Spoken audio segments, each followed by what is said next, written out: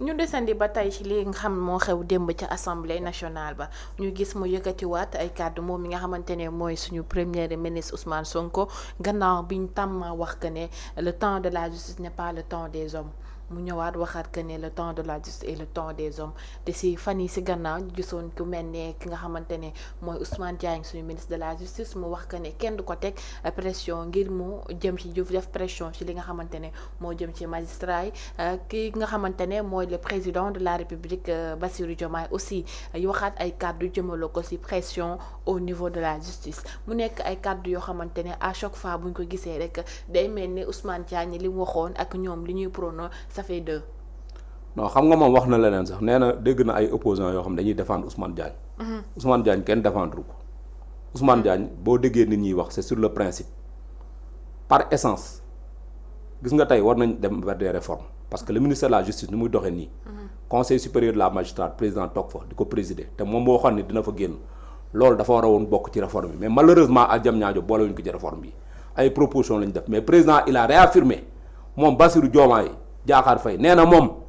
du jógee ci conseil supérieur de la magistrature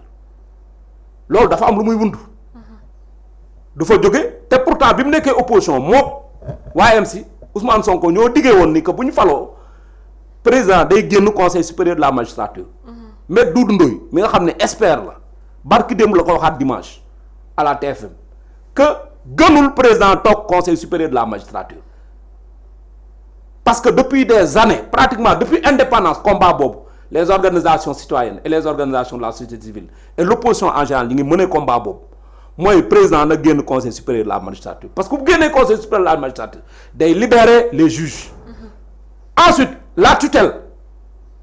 la chancellerie bi nga xam ne dañ ko placer sous la tutelle du ministère de la justice muy jox procureur ay ordre procureur di ko exécuter ku mu bëgg a jàpp ko ku mu bëgg a tëj ko ku mu bëgg a def mandat de dépôt def ko mandat de dépôt ba nga xam ni Lat Diop barki démb le juge a déclaré qu'on pouvait lui accorder une liberté provisoire le procureur s'est interjeté daal di opposé wu à cette décision du juge ñu téye Lat Diop ni ko rab ci kaso ba tey ci loo xamante ni taxawul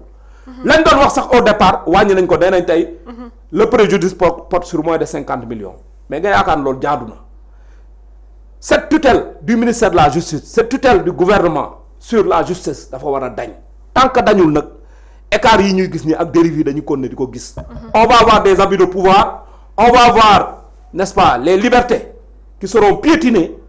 parce que effectivement ni suñu justice de fonctionner tey le procureur pouvoir yi ñu ko jox c'est des pouvoirs étendus mën na xool nit neexoo ko mun la kaay ràpp ci kaso gi en attendant mu dem wuti ay preuves pour xool dan la lay inculper mais loolu day na war les détentions préventives les mandats de dépôt doivent être une exception moo tax juge de liberté boobu ñu doon wax dañ ko war a jëmmal taxawal ko mais juge de liberté même bu ñu ko jëmmalee taxawal ko tam dañ ko war a jox ay pouvoir yoo xam ne dina mën a interjeter wu des fois mbala mu mën a opposer wu si le procureur décide de mettre quelqu'un en mandat de dépôt placer quelqu'un en mandat de dépôt le juge de liberté na ko mukk ñett du ci dal parce que le juge de liberté il doit être là pour le peuple pour protéger les citoyens mais tey justice dañ ko jël daf ko bras armé instrumentaliser ko ànd ak ñoom loo mën a def baax na boo saagaa président sax sa ginnaaw nopp ñu ni baax na kenn du la jàpp toj yi ñu fiy wax waa Pastef ci réseaux sociaux yi barke Dembo Ndiaye moo ci mujj ndaw soosu am na lu mu wax ci gendarme yi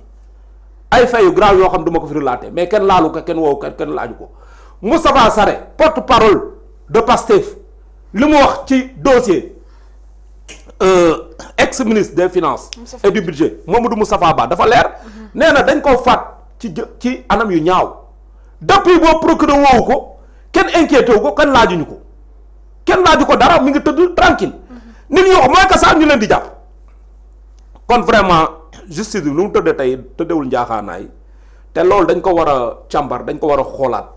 ñu génn ci paradigme bi vraiment dugg ci beneen paradigme parce que violation très grave des droits de l'homme ñu fiy bëgg a bari arrestation tous azimuts placement en mandat de dépôt tentative de bâillonner la presse fi mu ne nii acharnement bi ñu def ci kaw presse parce que li mu wax mooy lenn mooy loolu nee na zéro tolérance ça veut dire que la presse ni ñu préparé wu man moo tax bi nga ma ne Tange Tandian dañ ko convoqué tey man bettu ma aujourd'hui boo xoolee systématiquement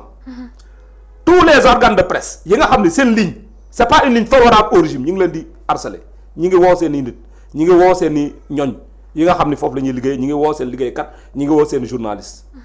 moo tey xoolal Sen TV niñ ko ars niñ ko wëree ndomb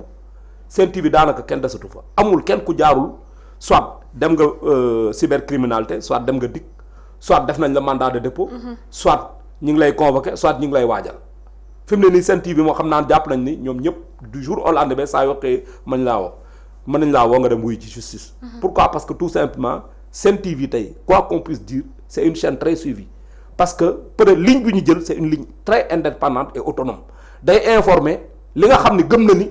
loolu moo juste moo vrai comme yéen li ngeen def VIP people. moo tax peut-être temps ñu woo ko parce que tey ñëpp ñi nga xamante ils sont pas favorables au régime ñëpp ñi nga xam dañuy tën discours boo xam ni ça ne rentre pas dans les schémas du régime pratiquement ñu ngi lay woo ñu ngi lay harceler teg nañ leen impôt boo xam ne attanu leen ko organe de presse yëpp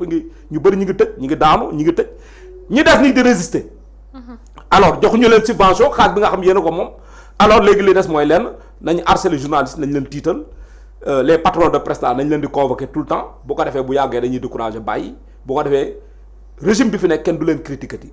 le régime là il est allergique aux critiques ce régime là il est anti presse c'est un régime boo xam ne presse bugg ko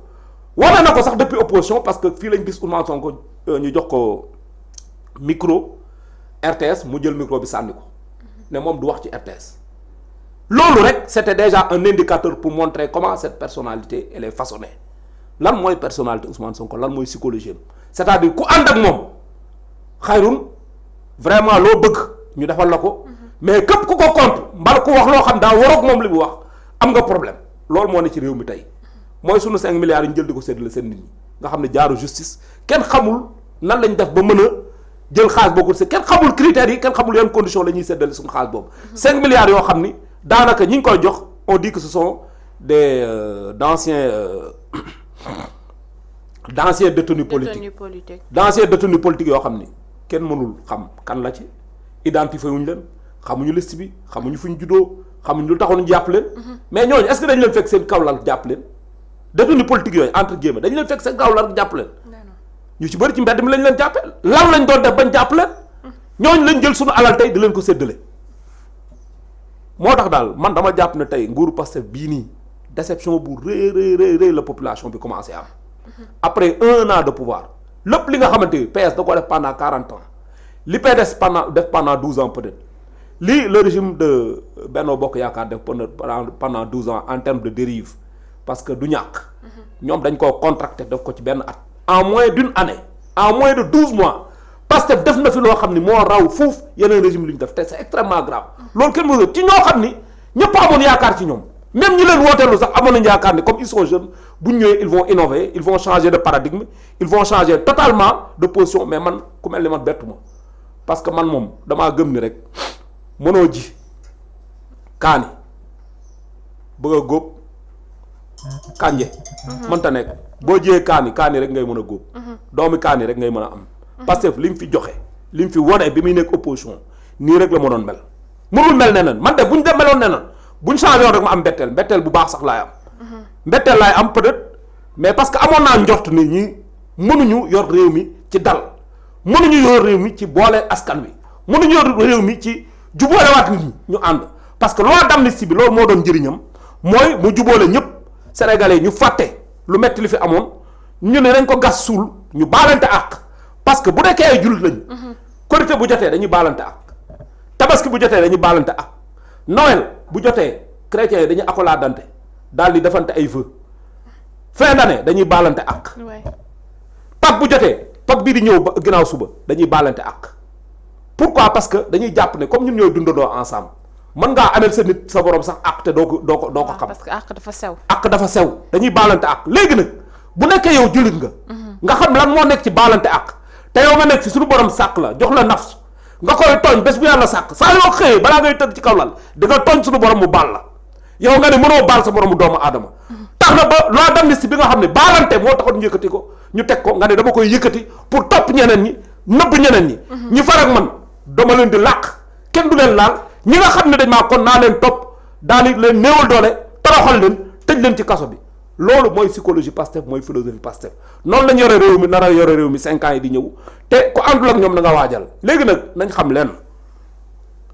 Sénégal yëpp mënuñoo ànd ak Pastef. résultat élection yi présidentielle 54% d'un fichier de 7 millions ñoo leen wooteel. ñi woote ils font autour de 3 millions et quelques eggul 4 millions. 1 million 600 xaw 1 million 700 moo leen wooteel présidentielle. 1 million yi des opposition la ñu wooteel. ça veut dire que Pastef li mu am mooy ñaata 30 et quelques % du fichier électoral. lañ ko fale. loolu du légitimité. Il y a la grasse masse de la population qui est silencieuse sur les 7 millions moitié 7 millions yi ñoo woote 3 millions 500 dépassé wuñ ko ci ñi woote 3 millions 500 yeneen yi woote wuñ ok ñooñu ñu ngi ne tekk noppi sur les 3 millions qui ont voté et les 3 millions 500 yi wootewul boo ko boolee 7 millions et quelques lay doon nous sommes 18 millions ça veut dire qu'il y a 11 millions de Sénégalais yoo xam ne nekkuñ ci fichier électoral bi ñenn ñi c'est parce que amaguñ âge